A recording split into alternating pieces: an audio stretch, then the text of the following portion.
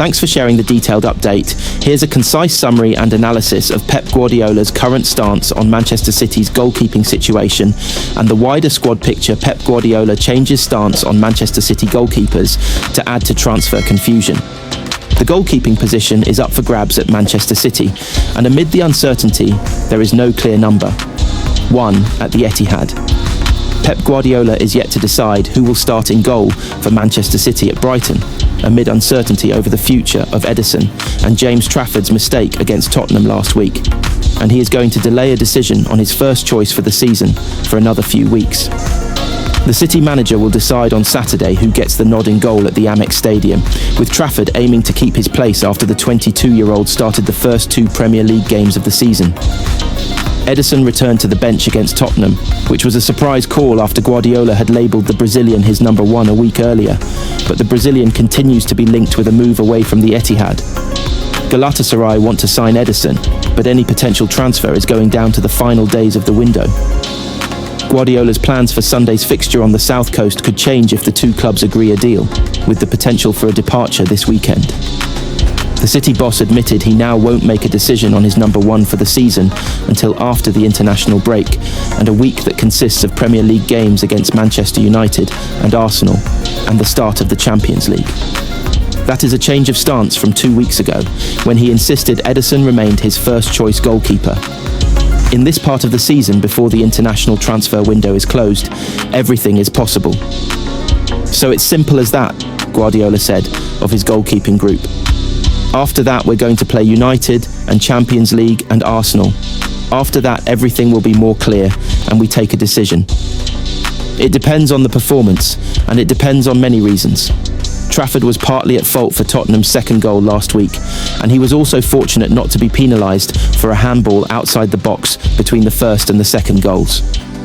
The episode unsettled him, and he produced a nervous performance on his home debut for the club, but Guardiola said he had bounced back this week and received support from within the club.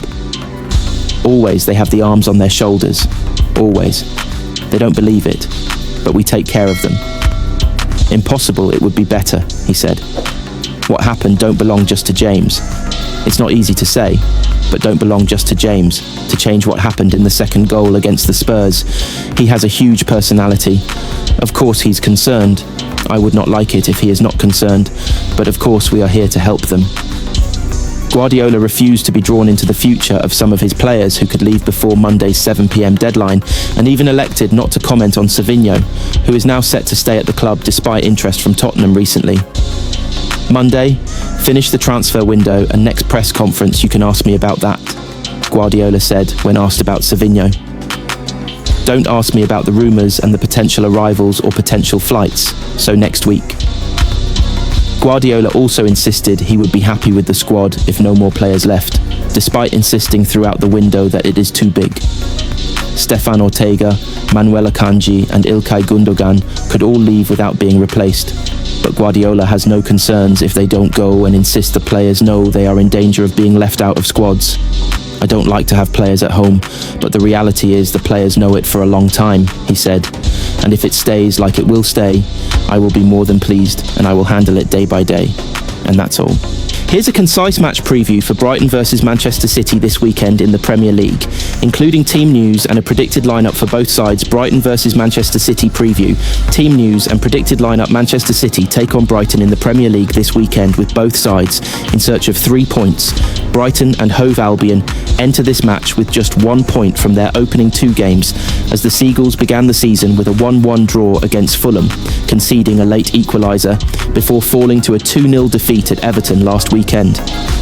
Over the summer, Brighton lost João Pedro to Chelsea, and his replacement in attack is Greek teenager Charalampos Kostoulas.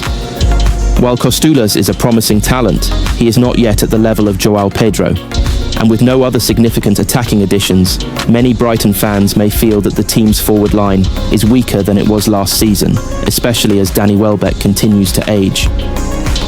While Brighton are unlikely to find themselves in a relegation battle, they also don't appear particularly well positioned to improve on last season's finish, especially as several of their rivals have strengthened their squads. A win over Manchester City on Sunday would be a statement result, but it will be a difficult task.